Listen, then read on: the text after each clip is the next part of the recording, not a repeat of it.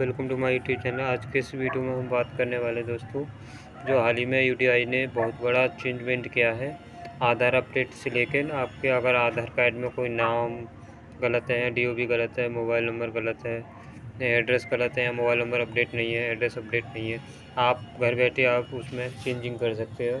हाल ही में जो अभी चेंजमेंट करी है गवर्नमेंट, यूडीआई अपना एक एप्लीकेशन लॉन्च करी। आप एप्लीकेशन के माध्यम से आप उसमें मोबाइल नंबर अपडेट कर सकते हो, name update, date of birth update कर सकते हो, एड्रेस अपडेट कर सकते हो। आप देख सकते हैं यहाँ से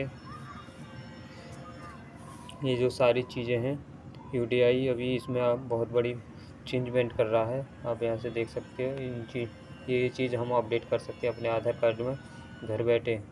चलिए, जो भी आधार कार्ड के जो सीईओ हैं भुवनेश्वर कुमार जी, उनसे उन्होंने क्या बोला है चेंजमेंट को लेकर, चलिए हम आपको सुनवाते हैं। अब तक बन चुके हैं। 18 वर्ष से अधिक के जितने लोग हैं उनके लगभग सैचुरेशन हो चुका है। बहुत थोड़ी संख्या में लोग बचे हैं जिनके आवेदन अभी भी हमारे पास आते हैं नए आधार बनाने के लिए। 5 से 18 वर्ष के जो बच्चे हैं उनके लगभग 24% आवेदन हमारे पास आते हैं और लगभग 75% आवेदन अब जो आते हैं नए आधार बनाने के लिए वो 0 से 5 वर्ष की आयु के बच्चों के आते हैं।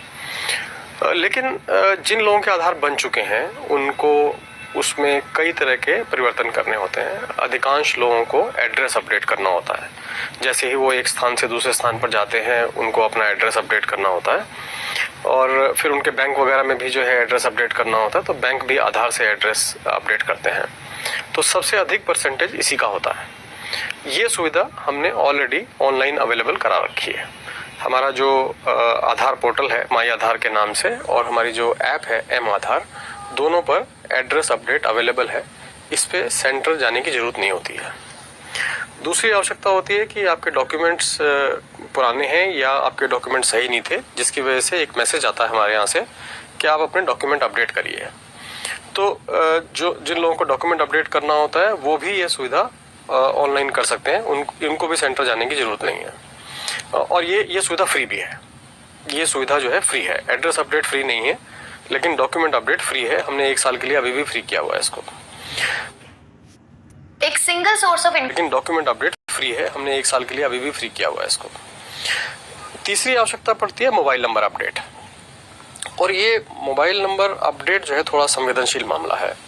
कारण इसका ये है कि आज के युग में मोबाइल नंबर ओटीपी के माध्यम से बहुत सारी सेवाएं जुड़ी हैं, खासतौर पे बैंकिंग सेवाएं भी।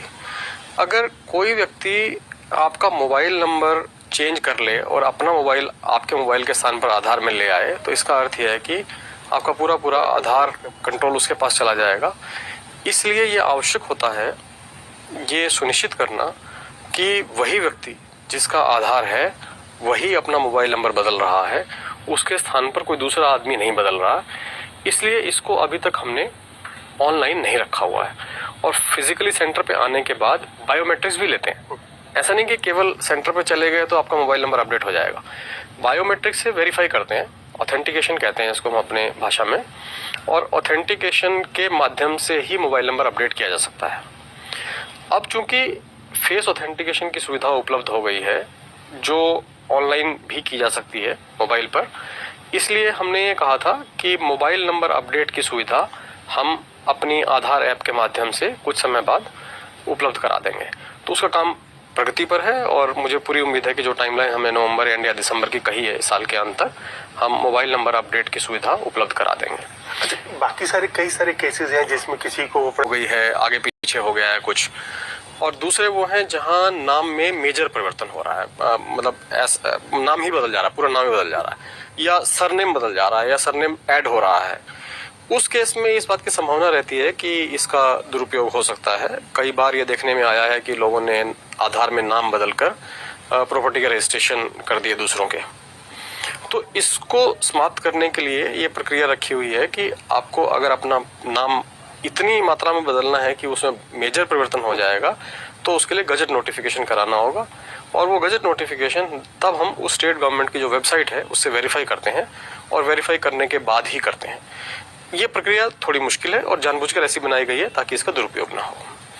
डेट ऑफ बर्थ एक ऐसी चीज है जो किसी भी व्यक्ति की एक ही हो सकती है, दो नहीं हो सकती है। लेकिन जो शुरुआत में तो आधार इसलिए बने थे, तो डेट ऑफ बर्थ में जनवरी सब 1980 ऐसा कुछ डाल दिया गया था 1 जनवरी। नहीं, सब में तो ऐसा नहीं है, कुछ केसेस ऐसे आए थे। हाँ, मतलब कुछ लोगों के पास में जब उन्होंने आधार बनवाया तो उनके पास डेट ऑफ बर्थ का कोई डॉक्यूमेंट नहीं था। तो अभी भी सिस्टम में ऐसा है, क्योंकि कई बच्चे ऐसे होते हैं जिनके माता पिता नहीं है, उनकी डेट ऑफ बर्थ के बारे में जानकारी नहीं है, किसी को पता नहीं है। तो अगर हम ये इंसिस्ट करेंगे कि नहीं डेट ऑफ बर्थ चाहिए ही चाहिए, तो फिर आधार बनाना मुश्किल हो जाएगा। इसलिए ये सुविधा रखी गई है कि अगर आपके पास डेट ऑफ बर्थ जानकारी नहीं है तो आप ये कह सकते हैं कि मुझे डेट ऑफ बर्थ की जानकारी नहीं है। तो पुराने ज़माने में जो 1 जनवरी डाल दी जाती थी, अब उसको बदल दिया गया है, अब केवल वर्ष डालते हैं बस, कि अगर आपके पास डेट ऑफ बर्थ नहीं है तो हम ईयर ऑफ बर्थ जो होता है वो डाल देते हैं। लेकिन बाद में अगर कभी किसी समय पे आपके पास डॉक्यूमेंट उपलब्ध हो जाए तो आप अपनी डिक्लेयर्ड जो डेट ऑफ बर्थ है, जिसे ईयर ऑफ बर्थ कहते हैं, उसे आप वेरीफाइड डेट ऑफ बर्थ में डॉक्यूमेंट से चेंज कर सकते हैं। कभी कभी हमारे ऑपरेटर भी गलती कर देते हैं, जो डेट ऑफ बर्थ भरनी है डॉक्यूमेंट देख के और उसमें मिस्टेक कर दिया उसने, तो जरूरत पड़ती है करेक्शन के लिए आने के लिए। तो सामान्यतः इन करेक्शंस के लिए आने की जरूरत होनी चाहिए या फिर डिक्लेयर्ड से वेरीफाइड में बदलने के लिए आने की जरूरत होनी चाहिए। बट बहुत सारे लोग ऐसे आते हैं जो पहले हमको कोई और डॉक्यूमेंट दे चुके हैं, बाद में दूसरा डॉक्यूमेंट लेके आते हैं और दोनों में अलग अलग डेट ऑफ बर्थ होती है। तो काफ़ी एनालिसिस के बाद ये पाया कि ये प्रक्रिया का काफ़ी लोग दुरुपयोग कर रहे हैं। अगर अपनी आयु कम दिखानी है, किसी जगह सिलेक्शन करना है जहाँ कम आयु के आधार पर लाभ मिलना है, तो आयु कम कर लेते हैं पहले एक डॉक्यूमेंट से, फिर बाद में जो है अगर नौकरी लगने वाली है तो आयु बदलने की कोशिश करते हैं। तो ये गलत है, ऐसा होना नहीं चाहिए, क्योंकि इससे जो आधार में डेट ऑफ बर्थ की प्रमाणिकता है उस पर प्रश्न चिन्ह लग जाता है। तो इस प्रक्रिया को भी अब हम थोड़ा सख्त कर रहे हैं और हमने ये कोशिश की है कि जिनके पास बर्थ सर्टिफिकेट उपलब्ध है उनका हम केवल बर्थ सर्टिफिकेट के बेसिस पे ही करें, और ऐसे लोग जिनके पास संभावना है कि बर्थ सर्टिफिकेट नहीं होगा उनके लिए ही हमने कुछ प्रावधान रखे हुए हैं अन्य जो डॉक्यूमेंट्स हैं उनका। लेकिन लगातार प्रयास ये है कि वो डॉक्यूमेंट ऑनलाइन वेरीफाइबल होना चाहिए। अगर वो ऑनलाइन वेरीफाइबल नहीं है तो इसका मतलब फिर संभावना बनी रहेगी कि वो गलती होगी उसमें। तो एनरोलमेंट में भी और अपडेट में भी अब हम धीरे धीरे प्रक्रिया को ऐसा बना रहे हैं कि डॉक्यूमेंट जो भी सबमिट करें वो ऑनलाइन वेरीफाइबल होना चाहिए। अगर आप पासपोर्ट सबमिट कर रहे हैं तो हम वेरीफाई कर सकते हैं, आप सीबीएसई की मार्कशीट सबमिट कर रहे हैं कर सकते हैं, पैन है, मनरेगा जॉब कार्ड्स हैं, तो इस तरह के बहुत सारे डॉक्यूमेंट हैं जो हम ऑनलाइन वेरीफाई कर सकते हैं। बर्थ सर्टिफिकेट भी सारे के सारे ऑनलाइन वेरीफाइबल हैं, domicile certificate, caste certificate. State government के जो डॉक्यूमेंट्स हैं उनसे भी हमने अनुरोध किया है कि आप इनको ऑनलाइन वेरीफाइबल बनाइए। अच्छा, इसके अलावा फेस ऑथेंटिकेशन भी मैं देख रहा था काफी तेजी से पिकअप कर रहा है, 20 करोड़ के आसपास। फिंगरप्रिंट या आइरिस, तो इसका अर्थ ये है कि आपको उस जगह पे जाना पड़ेगा जहां इनकी डिवाइस उपलब्ध होगी। क्योंकि कोई आदमी फिंगरप्रिंट की डिवाइस या आइरिस की डिवाइस घर पे नहीं रखेगा, सामान्यतः नहीं रखेगा, तो जहां सेंटर होगा वहां जाना पड़ेगा आपको। जबकि फेस ऑथेंटिकेशन का फायदा ये है कि ये किसी भी मोबाइल डिवाइस पर या किसी भी लैपटॉप या टैबलेट जो है डिवाइसेस हैं उस पर जो है काम कर सकता है, और इसलिए इसको इसी के माध्यम से बहुत सारी सेवाएं ऑनलाइन दी जा सकती हैं जो फिंगरप्रिंट में या आइरिस में संभव नहीं है। और इसमें एडिशनल डिवाइस भी नहीं चाहिए, उसमें एडिशनल डिवाइस भी चाहिए। तो इसलिए बहुत सारी एंटिटीज जो है इस पे शिफ्ट कर रही हैं, फिंगरप्रिंट के प्रारंभिक इस्तेमाल के समय हमने ये देखा था कि बहुत सारे लोग गमी फिंगर्स, रबड़ से दूसरों के इम्प्रेशन लगा के उसका दुरुपयोग करने का प्रयास कर रहे थे। तो इसलिए एक डिवाइसेस जो हमारी आती हैं इनकी, उनका हमने सर्टिफिकेशन सिस्टम शुरू किया। पहले उनको L0 डिवाइसेस था, अब वो L1 डिवाइसेस हो गई हैं, और उनको अपग्रेड किया गया है जिससे कि हम ये चेक कर सकें कि वास्तव जो फिंगर लगाई जा रही है वो वास्तव में जीवित व्यक्ति की फिंगर है और उसी टाइम रखी जा रही है। यानी कि अब डिवाइसेस ऐसी हैं कि जो जैसी फिंगर रखी जाती है तो वो अंदर से कैमरा के माध्यम से ये चेक करते हैं कि ये एक्चुअली जीवित व्यक्ति की फिंगर है या किसी रबड़ से बनाई गई है। वही प्रक्रिया हमें यहाँ भी करनी होगी। अभी तक हमने जो सिस्टम विकसित किए हैं ठीक चल रहे हैं, सफलतापूर्वक चल रहे हैं, परंतु जैसे जैसे किसी भी सुविधा का उपयोग बढ़ता है तो हमेशा ऐसे लोग मिलेंगे जो उसको हैक करने की कोशिश करेंगे, उसको बाईपास करने की कोशिश करेंगे।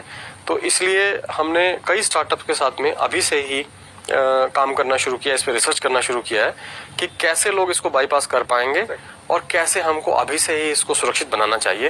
ये काम प्रारंभ होगा। लोग एक कदम आगे रहते हैं, आपको उनसे एक कदम आगे रहना है। दोस्तों आपने देखा जो यूडीआई के जो चेयरमैन है सीईओ हैं भुवनेश्वर कुमार जी, उन्होंने क्या बोला। जो भी ये अपना जो ऐप लॉन्च कर रहे हैं, एप्लीकेशन लॉन्च कर रहे हैं, आप उसमें अपना नाम, date of birth, mobile number, address, ये चीज़ आप अपडेट कर सकते हैं घर बैठे। दोस्तों आई होप आपको वीडियो पसंद आया तो प्लीज़ चैनल पर नहीं हुआ तो प्लीज़ चैनल को एक बार सब्सक्राइब कर लें और बेल आइकन को ऑन कर लें ताकि कोई भी वीडियो आप तक पहुँच सके। और एक बार कमेंट में बताएं कैसी लगी आपको वीडियो। लाइक करें, शेयर करें वीडियो को। Thank you friend.